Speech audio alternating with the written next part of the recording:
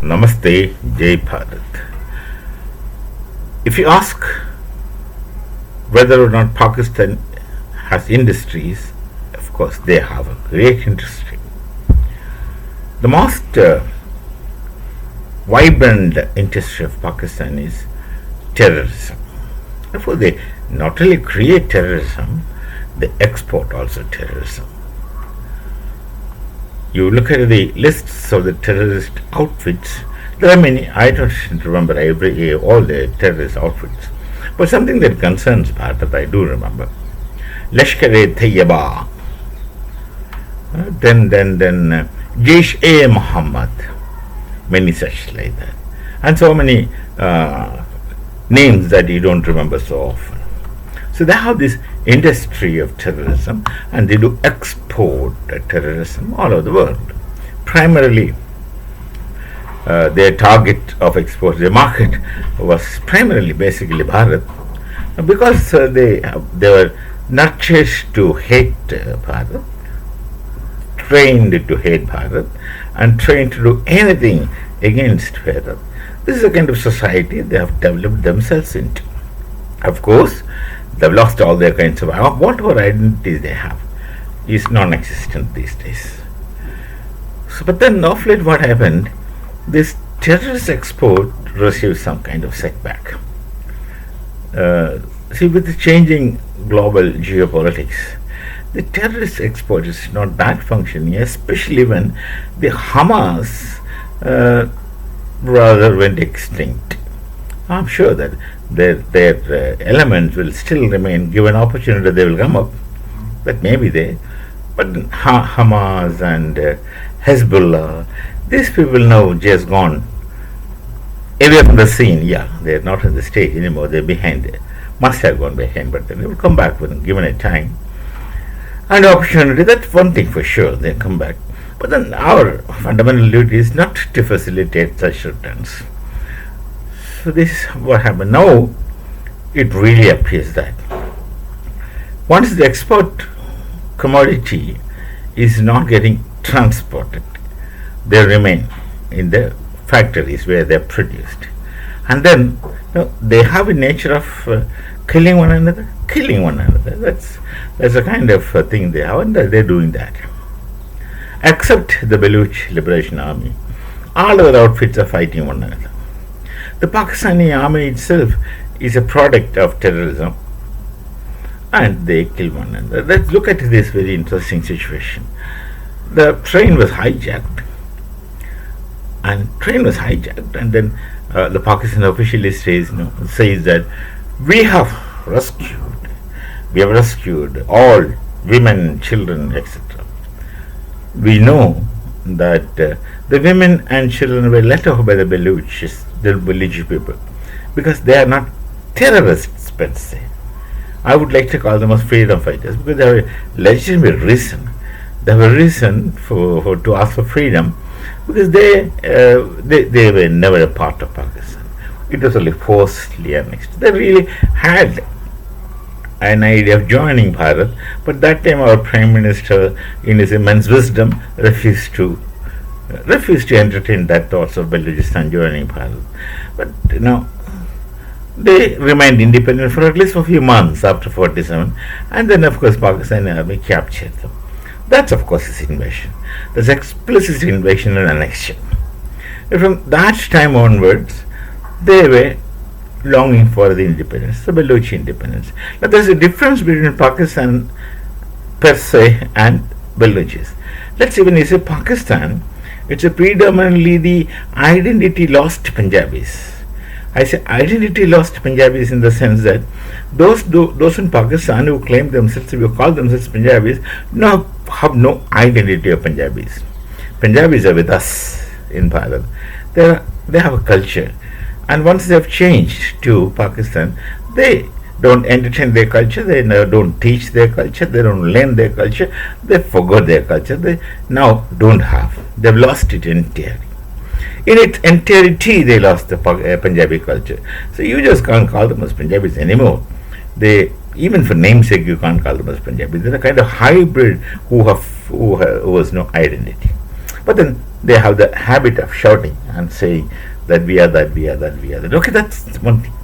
So that is what Pakistan projects themselves as this spurious Punjabis. I call them as spurious Punjabis in a very gentle, decent name. Otherwise, I should be using some other words. But Baluchis, the Baluchis, they had their identity. They still do have their identity. They don't consider religion as identity. That's the difference. Punjabis try to consider religion as their identity because they can't consider their real culture as their identity because their real culture is Hindu culture. And they're shying away from it. Baluchis' real culture is also Hindu culture, but they don't bother. Like the Pathans, they have a real culture, which of course has connections to Hindu Dharma. They don't care, they don't bother, they accept it because it's theirs now. So Punjabis are very conscious of religion, and they think they are the only religious people in the world. Of course, that's things we should have discussed even before. So, if you look at Pakistan, Baluchis had their own identity. They had their own land, their own place, a part of which is in with Iran. Some of the villages are with Iran, some of the tribes are still with Iran. So they were longing for their freedom. So I prefer to call them as freedom fighters. And they are not terrorists. If they are terrorists, they would not let women and children and old people go. Hamas is typically example. They wanted to kill them one by one, and want to bargain with their enemies, that we'll kill them, those kind of things. Anyway, so things are going on. Tehreek-e-Taliban are fed up with Pakistan, the Pathans, and of course the Pashtun, the Pathans, Khyber Pakhtunkhwa people, they have their own distinct identity. They also don't treat religion as identity. They have their own culture. Now Pakistan, look at that train hijack. After the train hijack, there were, if I'm right, the 37 incidents of blasts in these few days. And how many Pakistani soldiers got killed is no statistics. The Pakistan army willfully don't let any news go out. They tell lies. In 7 or 8 buses, they say only 9 people killed. It means one bus is totally destroyed. I think yesterday the bus got blasted, which were carrying army people, some kind of army people, and 8 or 7 buses got blasted, were attacked, and one picture that shows that a bus is completely burnt out, and Pakistan says only 9 people or 7 people died. They said something like that. It means one man in a bus, they were traveling. This just statistics, you think. They would not say. How many really killed. But then Baluchis, they say that this blast alone, the convoy attack alone, they said 90 soldiers were killed. Could be correct. But Pakistan is fond of lying.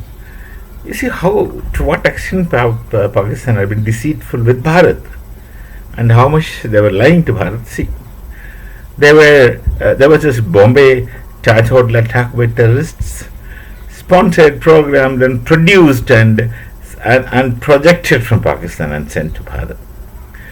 Look at the idiots. They went to the extent of attacking Bharat's parliament. And they simply wanted to show that they can do something. They can't do anything, so they go for such a suicide missions. And there are many series of blasts in Bharat during the Congress kind of rule. They have a different kind of psyche, the Congress. They don't care about nation. So, series of attacks and blasts, and in one day several blasts in Mumbai. They end in Mumbai, so they attack Bombay. And Taj Hotel, they attacked.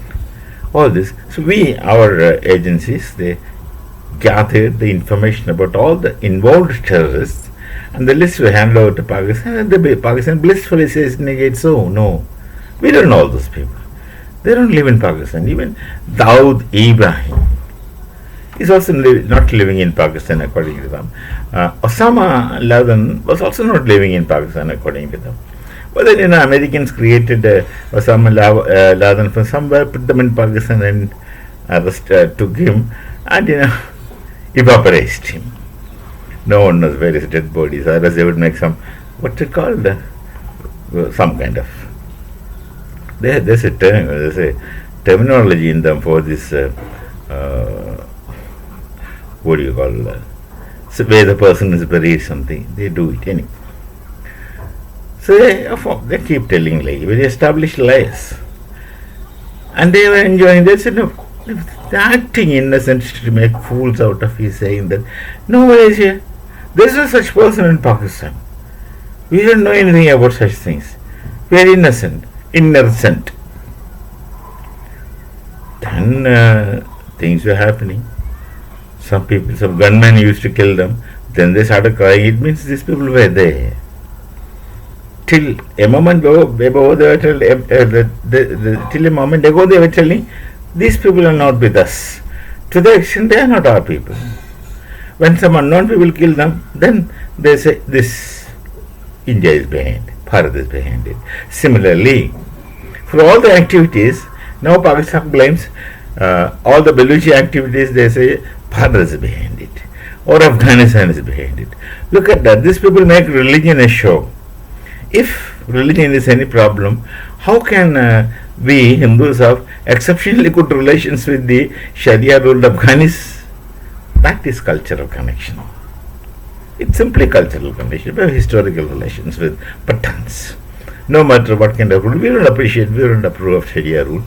We don't approve of Sharia rule, but we have good relations with those people of Pakistan. They're humans. That's sufficient. They have a distinct culture, and we had cultural relations, centuries old, very, very old relations. And with the Iranians, of course, we have good relations, reasonably good relations. They are very seriously religious people, but they don't make. I don't think they make a religion an instrument like Pakistanis. So why? How can we have good relations with? We have exceptionally good relations with the Arabs, where religion doesn't come in the way. They have their ways, we have our ways. We don't contradict and conflict. We coexist. Of course, the Veda Upanishadic epistemology itself is epistemology of coexistence of the multiple and plural. We have that, so we do accordingly. And they say Bharat is behind all these things. Really, Pakistan, just think one thing. If Bharat was behind, if Bharat was supporting Balochistan, long back villages would have been liberated and become an independent state. I'm not telling that we don't have soft corners for the freedom fighters of villages, we have. But we are not supplying arms, ammunition and personnel to the Baluch army to fight against Pakistan. We are not using them. Like we don't use people as you do. We don't use people. We have soft corners. Of course we have soft corners with the Baluchi freedom fighters. But had this been the case that Bharat is supporting them, as you say, then Balochistan would have been independent long back. In a couple of days they would have been independent. So that alone is sufficient for you to understand that we are not involved as you think. There may be some soft corner, there may be some supports mentally, things like that, which way we can extend some support. But we are not involved otherwise. It's your fight. We are really not involved. Had we been involved, they would have been independent long back. Now China pays a price for this. Pakistan wanted to use China wanted to use Pakistan. They both are experts in that. Wherever there is a possibility, they will use one another. China is an example of using others to their benefits, and Pakistan is yet another. Though they are not that smart as China. China wanted to get a port to the Arabian Ocean, so they planned a highway, railroadway from China through this Pakhtoon area through Balochistan to the Qatar port, and they were investing. The people were working the railroad project.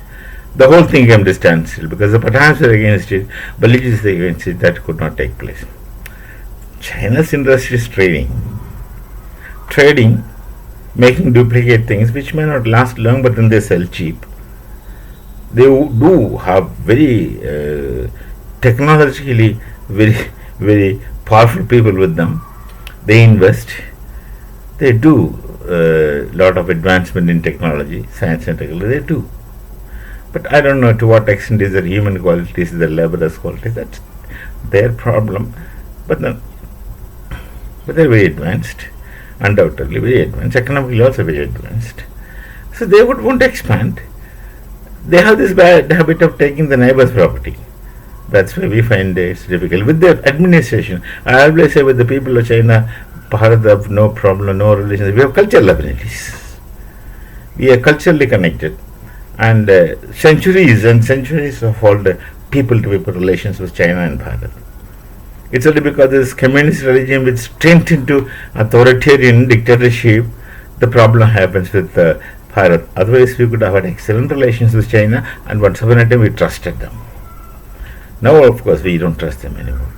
So, this is a situation in Pakistan.